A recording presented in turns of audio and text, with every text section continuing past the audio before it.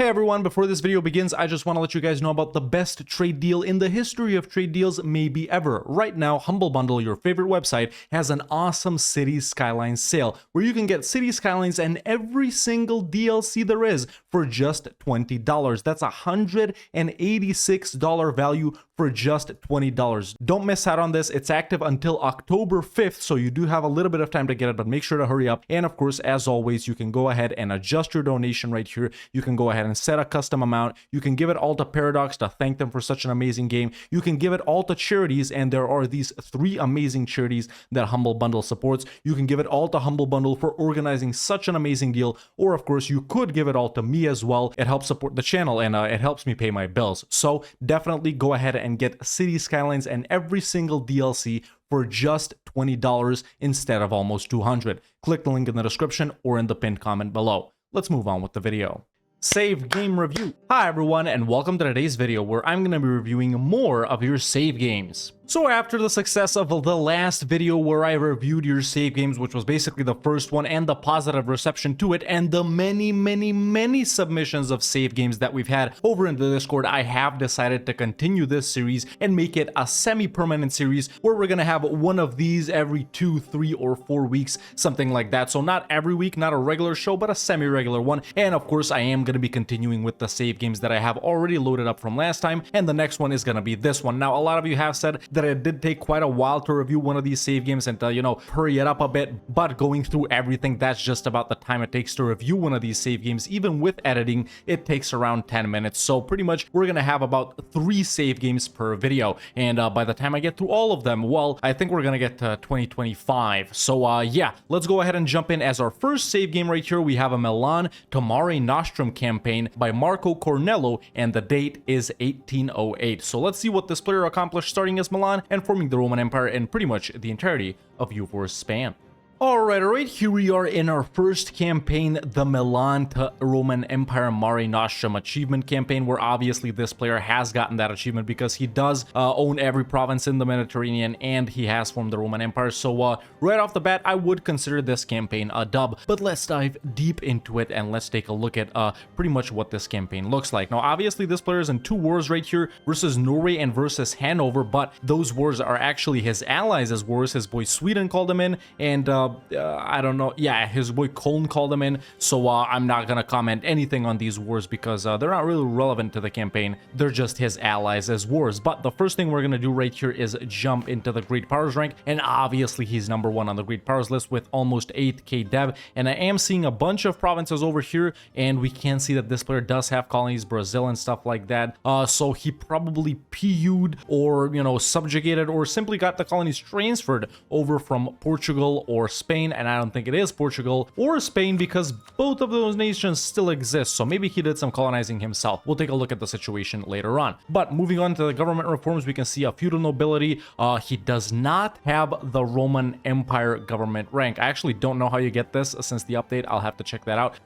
Strengthen noble privileges, expanded royal court. Everything looks pretty good right here. Pretty much no complaint on the government thingies. But yeah, I wonder why he's not an empire. Going over into the court, a level 5 admin advisor, level 3 dip and mill advisors. Maybe those are the best for what he wants. I don't have anything to say right here. Lots of cultures accepted and promoted, so that's nice to see, as we can see right here, although I would do French as well. The revolution has spawned. Going over into the Diplo tab, we can see all the colonies right here, so that's pretty good right there. Economy, making very nice income, about 2 ducats per month. Of course, your expenses could be a lot higher at this point, but is there really a need for your expenses to be higher when you're at this level of the game? Not really. Income from trade is good. I would say it's about 50% of his income, which you should aim for. Lots of income from tariffs as well, so everything is looking pretty nice over here. No inflation either, which is always awesome to see. And the trade setup, yeah, so 40% from trade. Maybe this could be optimized a little bit more. 50% goods produced. Obviously not a lot of furnaces present if we go into the coal map mode over here, but then again, he doesn't really have that many coal provinces. So yeah, overall this is pretty good. I would probably expect a little bit more income from trade in an optimized scenario, but that's pretty good. Tech, nothing to see here. He's up to to date with every tech level. He has embraced every institution. Ideas, he has Roman ideas, so he has not stuck with Milan or Italian ideas, which is okay. Diplo, quality, economic, admin. I'd probably go Diplo, admin in a campaign like this, but you know, nothing to judge here. Economic, admin, offensive, quantity, influence, espionage. So all of them pretty good. You might think espionage is a meme, but maybe he needed it for some reason. And as a finisher, it's not that bad. So pretty good national ideas here as well. The missions are mostly completed. I don't know if one of these missions gives you that Roman Empire government reform, not really sure, but yeah, Roman mission tree pretty lackluster. I hope he had completed the Italian and the Milanese one. Everything is good over here. The right policies seem to have been picked. Yeah, everything is pretty good right here. Not over GovCap, which is excellent. We'll take a look at the, you know, states and regions, and actually everything is stated, which is super, super nice. I'm super satisfied with this, except the stuff he has over here in Britain, but that's not really a big deal. So pretty much everything stated. I like to see that. Religion, 100% religious unity, so he has been converting everything. That's awesome as well. Lots of points on that. Not Defender of the Faith, though. You should go ahead and become one. And but he is the Curia Controller, which is excellent. Yeah, 100 professionalism, a million generals right here, massive armies, as we can see. Combat with us 40, so yeah, 40-20 stacks, those are pretty good, I do have to say. Nice combat modifiers. The subjects are pretty much only the colonies, and he does have privileges granted out. We can see he is at 65 max absolutism, but why do you really need 100 max absolutism if you're not doing a world conquest? So I don't have complaints about the max absolutism or the estate setup right here. It is looking pretty good. So overall, man, a really, really good campaign so far as the Roman Empire. A pretty standard run, and I can say that I am pretty satisfied with this. The trade setup looks okay-ish. Like I said, it probably could be optimized a little bit more, but I do think it is pretty good. A bunch of fleets over here as well, which is always nice to see, and massive armies. He actually has, let's see, 960 regiments, which is super, super strong. A little bit more, and he actually is already a military hegemon, which I didn't take a look at earlier, which is super, super nice as well. Now, going over to the borders, you know, if you're going for a Mare Nostrum achievement specifically, these are the provinces that you need, but I will complain a little bit over here, and I will be a little bit anal, and in a run like this, I'd expect you to own all of the regions that you need to form the Roman Empire. So this right here, you know, I'd probably go for the entirety of the Maghreb, the entirety of Egypt, you know, the entirety of Caucasia, you know, maybe all of the Pontic Steppes, something like this, and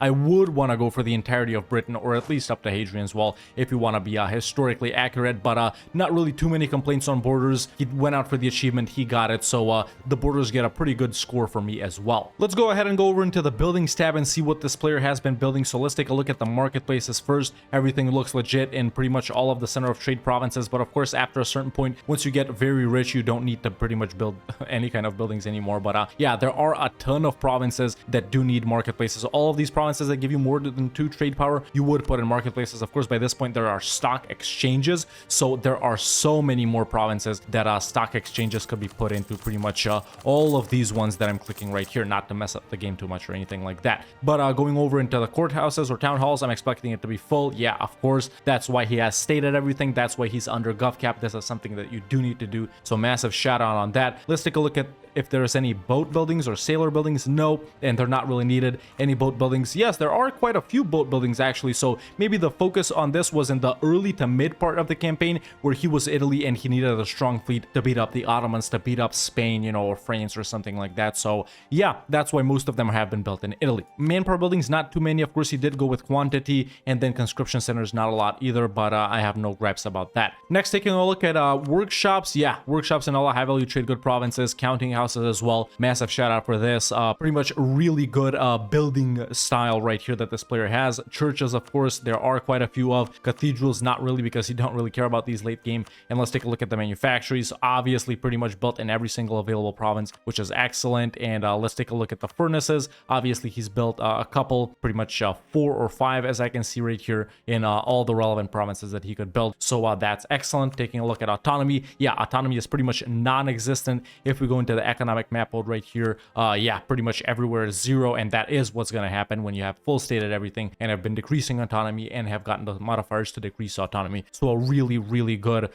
everything right here in this campaign. But yeah, I wonder if you can just straight up flip to this, and if you can just straight up flip to this, I'm thinking the reason the player hasn't gotten this is because maybe he doesn't want the parliament or something like that, and maybe because those other modifiers aren't really that strong except for the culture conversion ones, and he has been doing pretty much no culture conversion. As we can see, the only Roman provinces are the ones that are Italian culture right at the start. So that's our first run right here, a Milan to probably Italy to Roman Empire run. I can say that this is a very good run. The only complaint I pretty much have about this run is not being the unique Roman Empire government reform, and another minor complaint, which is probably only me, like I said, none of the stuff I say in these videos is 100% facts or true, is that I would go for a more cleaner borders where you conquer all of these regions right here. But overall, a super successful run for this player, and I rate it 5 out of 5. Let's move on with the next one. Alright, our next run is a Congo African Power Achievement run by USST right here, and the date is 1692, and by this point, of course, you would expect for this achievement to be complete. However, the player did not state if this was a success or a fail, and I haven't taken a look at it, so let's jump right in and see if this player got African Power, and we're gonna rate his Congo. I love Congo, one of my favorite nations, so I'm definitely gonna be very passionate about this. You better watch out, USST. Alright, here we are in that Congo African Power run, and we can immediately, right off the bat, without even diving deep into the borders, I can tell you that this achievement has been a success because this player does own the entirety of Africa, and then some because he has continued to expand a little bit, maybe after or while he was still doing this achievement. As we can see, he has quite a few provinces over here in southern Iberia, and a couple of provinces over in Arabia as well, one province over here in India. If we go into this map mode, we can actually see all of the provinces that he owns. So yeah, this achievement is definitely a success right here. And going over into the wars right away, he is actually helping out his nation that he supported their independence, the 13 colonies. And the Mamluks are still alive. Where are they? Of course they're right here. Of course the Mamluks are over in Palau,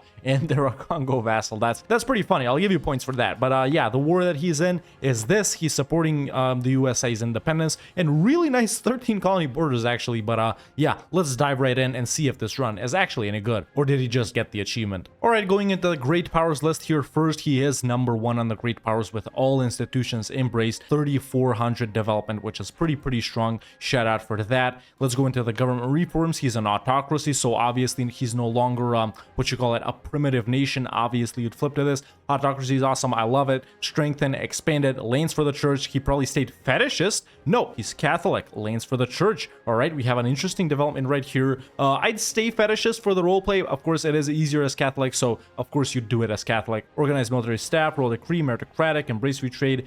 This one is kind of weird, but whatever. And these two are pretty good, so no complaints about this right here. Going over into the court, a level 3 and a level 5 advisor. That's pretty good. Moving on into diplomacy, he's allied to Bohemia, Deccan, and the 13 colonies, so this is an alliance situation. Ottomans looking pretty small-ish. I guess he's been helping Bohemia beat up the Ottomans. We even got Milan right here in the Balkans. The map in Europe is just border war. Bohemia probably became emperor. Nope, they're not. Munich is the emperor, but Bohemia did get the Burgundian inheritance. We got Scandinavian stuff like that, puny Ottomans. So that's pretty much the Diplo situation. The only subject seems to be the Mamluks. Going over into the economy tab, lots of trade modifiers, which is something I always like to see. Not making too much money right here, as we can see, but this is sort of expected when you're over in Africa, and the trade setup can be kind of wonky. But of course, we'll dive into the buildings and the trade setup later to see if this is actually any good or pretty bad. But, you know, trade income, about more than 50%, I'd say, out of these three, so that's pretty good. Low taxation income. I'd focus a little more on this too,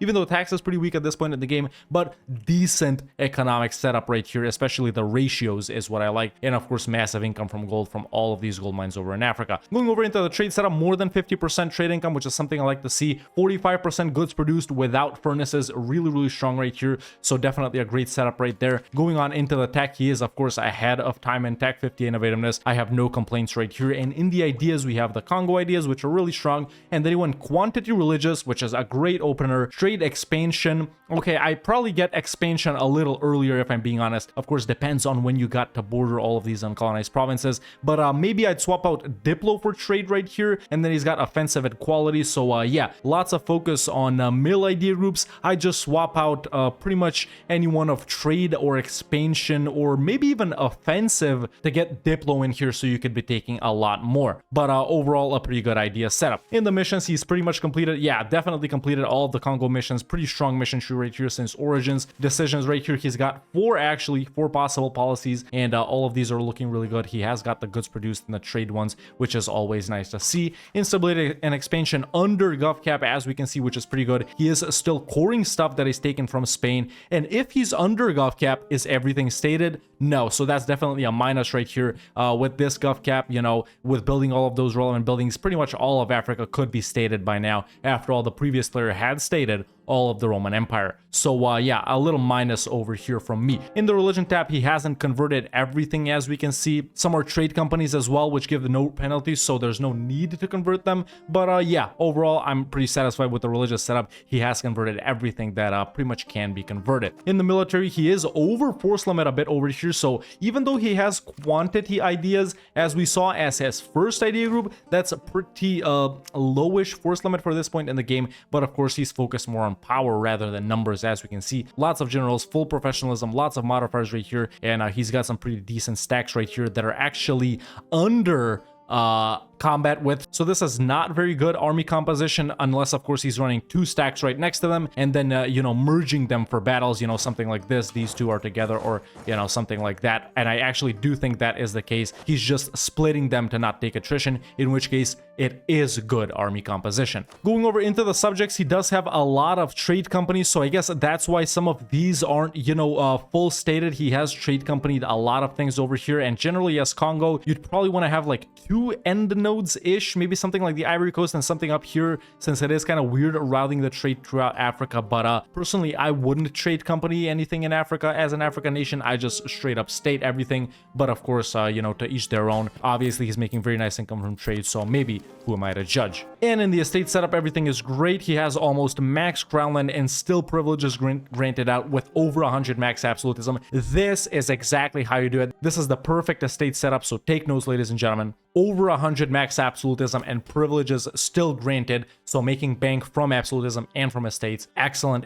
estate setup right here at this point in the game. Moving on over here, let's take a look at the cultures. So obviously these are the things that he's colonized, and I will get to colonization later. Not too many promoted cultures, as we can see. Of course, there are so many in Africa, so I really don't have anything negative to say about this. Going over into autonomy, autonomy is decreased pretty much everywhere that it can be. Of course, there are trade companies, as we saw earlier, so it can't be lowered all the way everywhere, but everything that is stated is lowered. And if we go into the buildings right here, let's take a look at the marketplaces. Pretty good right here. There are a lot of provinces that they can be built in. Let's take a look if he was upgrading them. Trade depots, so not really, and then pretty much no stock exchanges, so a little lackluster on the building front. Let's take a look at the town halls. Yeah, he hasn't been building town halls, only courthouses, so definitely need to move up with this as well. Counting houses and you know, workshops, decent, not too happy with it. A few army buildings right there, a few navy buildings as well, as we can see, and a couple of manufactories here and there. So definitely a lack of focus on the economic aspect of the game. But then again, is anything I'm saying relevant? Because he did get his achievement, right? I'm just talking in a non-achievement, in a, you know, 1444 to 1821 run. There is a lack of focus on the economy in this run. And even though he has been trade companying stuff and sort of focusing on a trade, I can notice that pretty much all of his merchants are collecting right here, which is not a very good setup at all. So you definitely want to rework the trade setup right here. You don't want to be collecting everywhere. You want to be transferring. This is not very good. You probably want to collect in 2 or 3 places max, maybe something like Sevilla if he conquers all of it, you know, so since you can route all of this over to Sevilla. But definitely, even though the trade is nice percentage wise, the setup is not very good. And finally, moving on with my gripes for this campaign, aside from the trade setup, which is pretty much the only one I have, the other one, and once again, I'm going to be anal about the borders right here, is that you haven't finished colonizing all of Africa. You have 4 provinces left right here, which you should have wrapped up by now, and another 4 provinces over here, which should have been wrapped up. So your borders look chef's kiss. But aside from that, those are pretty much the complaints I have for this campaign. You know, fill these out, rearrange your trade setup, don't collect everywhere. You pretty much, if you own all of this, you pretty much want to conquer Sevilla too, so you can route everything over here. And then yeah, the lack of focus on buildings and the lack of focus on trade, and these borders are my gripes with this run. So even though it's a successful African Power Congo run, I'm gonna give this campaign a 4. Let's move on with the next one. Alright, continuing along with our save games right here. Next up, we have an Angevin Empire Brentry Anglophile run by Dr. Necro, and the date is 1606. So let's take a look at what Dr. Necro did in his Angevin Empire run in just about 170-ish years. Alright, here we are in this Angevin Empire run, and right off the bat I can tell that this is super successful. I mean, look at this. We got the Spain subject, we got the Italy subject, we got provinces over here and over here, which means he could be the Roman Emperor. We got Bulgaria, Byzantium, all of which I'm assuming are his subjects, and even, yeah, as we can see, these are his subjects right here. So we got the Holy Roman Emperor with the revoked privilege run right here, so obviously this is super successful. But let's dive deeper into it and see if it is actually successful. Going on into the Great Powers list right here, number 1 on the Great Powers list with a missing institution, unfortunately, but more than 5100 development, which is super strong. The next biggest nation is Russia with barely 1k, so that's really good right there. Now let's go ahead and go on into the court right here, running level 5 advisors with Adolphus the First Lancaster, who's a 666 right here. Really strong. So that's of course this is just a luck, and it's not something you can influence a lot in your game, but yeah, that is looking really good right there. Into the government tab, lots of accepted cultures and promoted cultures, as we can see, although he can bump up a little bit more. Absolutism hasn't even spawned, so we're not even taking a look at that, and this is really good for 1600, man. Going over into the diplomacy tab, as my FPS tanks down to 10, but you can't see that it was 90 before this due to all of these vassals that the game is loading because we are in the diplomacy tab. So I'm just gonna pop right out of here because well, I don't want my PC to blow up. In the economy tab, we actually can see that there is not a lot of focus on the economic aspect, but this is really good income for 1600, even without getting, you know, idea groups that focus on your economy or whatnot. So nice income from tax, nice income from production, great income from trade, and so much income from vassals, which is of course awesome, and as expected, because you do have pretty much the entirety of the HRE as your subjects. So great economic setup right here. You could be spending a little more, but where, right? He's running level 5 advisors. He doesn't need massive armies because his subjects are doing the bidding and conquering for him. So this is a pretty good setup. Obviously, he's focusing on building buildings with this money, which is precisely what you should be doing if you're not managing the army yourself. In the trade setup, 40% income from trade, which is pretty standard. Obviously, no goods produced from furnaces, but no goods produced from anything either, which is a little minus from me right here. But of course, how much are you going to focus on trade and stuff like that with all of these subjects right here? So a little lackluster with no goods produced modifiers, but we'll see why that is pretty soon. Going over into tech, 17 and every tech level, but he hasn't embraced global trade. Just take out a couple of loans, embrace it, then you can go ahead and tech up, but he has 20 years ahead, so really no need to do it right now. Ideas right here, strange idea group setup. He does have the Angevin ideas, which are really strong, but Diplo, okay, obviously, you know, planning for the HRE run opener, that's pretty good, but innovative as your second one, I guess if you're Anglican, yes, and we will take a look at it if he is Anglican. Then he's got influence, obviously, for the subjects, and then quality, which, you know, I feel like in a subject run, and depending, of course, on what your goals are, maybe he's going for a world conquest, maybe not. You know, if he's just going for the achievement that were listed in the title of this save, quality, sure, it is good, but if you're going for a bigger run, I'd go, obviously, a Diplo admin influence, religious or humanist or something like that. But this is decent. Weird that innovative is here, but of course, if he is, like I said, Anglican, it is acceptable. In the missions, we can see that he has completed pretty much all of the English missions right here, all of the middle ones, almost all of them. He doesn't have like 2 of them, and then we got the Angevin ones and the religious ones down here, which are pretty much almost all of them completed. So awesome points on the mission tree there as well. In the decisions as policies, we can see that he has some advisor discounts right here. This one isn't really needed, but you could go ahead and pick it up. And yeah, he hasn't embraced the Counter-Reformation. Let's finally take a look at, wait, he's Catholic, right? I mean, obviously he'd be Catholic if he's HRE Emperor, and I feel like he's sort of focused on, you know, beating up the Reformation, so why wouldn't he embrace the Counter-Reformation if he is staying Catholic? I don't know. You know, that idea and tech penalty, I feel like it's usually worth it in most runs, but then again,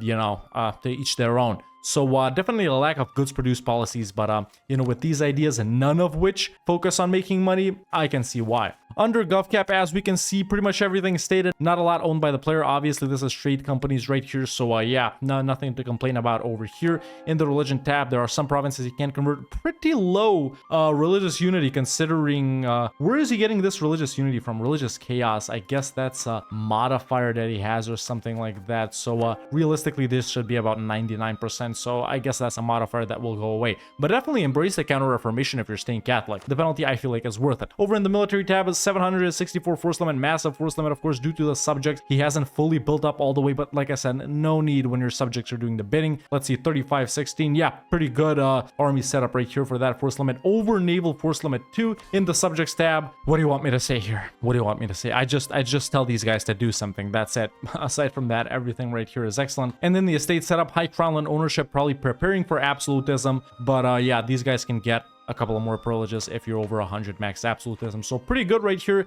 except for once again the lack of focus on making money. But of course, in a run like this where you're conquering so much, and if you're going for an HRE emperor run, you don't really get economic ideas. Like I said, you usually go diplo, admin, influence, religious, or humanist. In this case, the player has went innovative and quality, but yeah, not too many complaints on this except for the money making situation. Let's go on over into the production interface and take a look at the local autonomy. Obviously, it has been decreased everywhere that it can be decreased. Going on over into the culture map mode, of course, this is all you know, accepted or one culture group based on the in-given mission tree and stuff like that, so that's pretty good right there. And let's take a look at the buildings tab. So marketplaces, yep, built in pretty much all of the relevant provinces, almost all of them. Trade depots, not a focus on this, so yeah, definitely a lack of focus on money making once again. But is there a need? I do repeat, is there a need? Courthouses, yep, pretty much everywhere, excellent right there. Workshops, excellent. Let's take a look at churches, pretty good. Navy, yeah, you know, you'd expect, yeah, there it is, the Navy force limit. Obviously, he does need it. He was way over naval force limit. Training fields, a couple, and then regimental camps, not really necessary. Manufactories, he is building them up, so that's pretty excellent right there. So, yeah, not a lot to complain about over here, man. Angevin Empire formed, you know, everything done. Only one ally, Spoleto, interestingly enough. Maybe he's trying to get them into the HRE or something like that, and just look at the FPS when I open up the Diplo tab right here. But that's pretty good so far. No, because he has been focusing on the HRE, let's take a look at that real quick. Obviously, he has passed all the reforms. You know, there is religious peace, which, you know, if you're not going for a world conquest or one faith or whatever, religious peace is cool. Aside from that, if you're going for a world conquest, one faith, you do want to, you know, obviously make Catholic the dominant faith, and he has revoked the privilege. No need to renovate the empire. There's no need to form the HRE over here. Angevin ideas are, I feel like, a bit superior, to be honest, and of course the mission tree as well. But you know, if he does manage to complete this mission tree, depending on what his goals are, he could definitely go for the Roman Empire. Let's take a look at the trade setup real quick. Obviously, the English channel is his end node, so he is transferring from everywhere over to the English channel, the Caribbean, yeah, collecting over here. There are some colonies, as we saw, but these are probably mostly gotten from other nations that are his subjects that have been colonized or just taken in wars. So because there's no exploration expansion, and you know, in an Angevin Empire run, you don't generally want to go exploration expansion. I feel like if you're going England, Great Britain, you're going colonial. If you're going England, Angevin Empire, you're not going colonial. Of course, you can mix and match depending on what you want to do. But yeah, a couple of colonies here as well. I feel like not enough control over here to warrant routing from the Caribbean over there and the Ivory Coast. The Ivory Coast, actually, yes, because there are, you know, trade companies over here, but maybe you're better suited to putting these merchants over in Europe and actually telling all your subjects like they are